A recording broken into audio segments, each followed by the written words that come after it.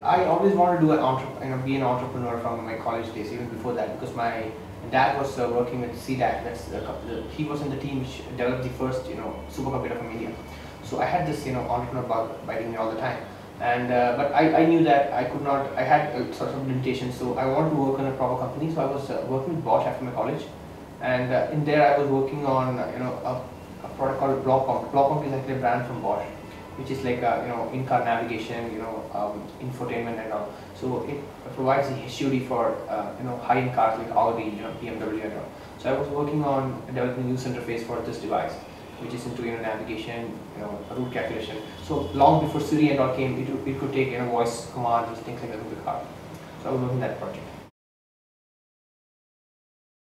When Siri launched, last October, and we could see like every social media everywhere. It was like everybody's talking like Siri, Siri, Siri all the time. So it was a Friday, I guess, and Friday is a weekday. So we had a bet like we could do this in 8 hours as a hackathon. So we just did a crude version of Siri competitor for Android, which is called Iris, and we were just sharing these pictures in Twitter, and somehow TechCrunch is a premier technology blog. One of those TechCrunch guys picked it up and he wanted to test it out. So from then, it went viral and everybody was talking about Iris.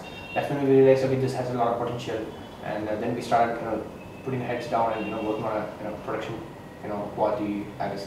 So in a month we had a pretty decent version of Iris, and in 2-3 months we already crossed 1 million downloads in market.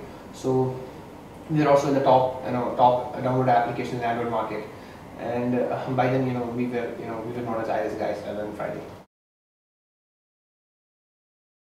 It has actually three components. First is the voice to text conversion. When I talk something, the phone should understand and it should convert that into a text so that I can understand what he's saying. So that we already using the Google's technology, which is voice to text conversion. From then I have to understand what he's trying to say. For example, if I'm saying like I'm really feeling Thursday, I want to have a cup of coffee. The understanding is that I want coffee. I can also say that I want coffee. So these two sentences mean the same thing. But my system, my engine can understand the natural language, that's English. And you can understand even if you use decorative English or you get plain English, passive voice, active voice anyway, Iris can understand what you're trying to say, what you're trying to convey, and do an action based on that. The third part is actually doing an action. For example, if I say I want coffee, I should understand that I should go to the map and show you a coffee place nearby. So when I say I want coffee, my application will open the map and it will show you in the map which is the nearest coffee place. So if it's I'm looking for what's the stock price of Google, it knows that I have to go to Yahoo Finance and get the stock price of Google. So it does that. Or if I say who killed Abraham Lincoln, it knows that it's a factual question. It goes to the Wikipedia or some other third party and find who killed Abraham Lincoln and tell you the answer. I would say the voice, the natural language processing itself is it's a emerging area. Since Siri, a lot of people are interested in working on that. But before that, we were doing this for over a year before that.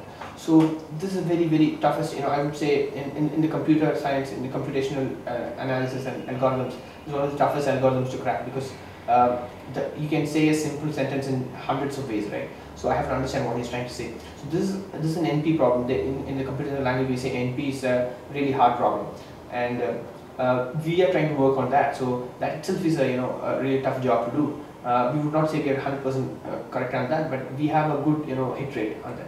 So that is the hardest problem. And then voice to text again is a bottleneck, which we are not handling at all, because converting a voice to text itself is a tough job, and we are depending on Google for right now, and it's not very perfect. For example, it does not recognize many of the accents. Like when a common Indian man who talks in English is much different from the way a native English speaker speaks English. It's even between English speakers, like UK English and US and Australian English, all are different. So understanding what he's trying to say itself is a big problem.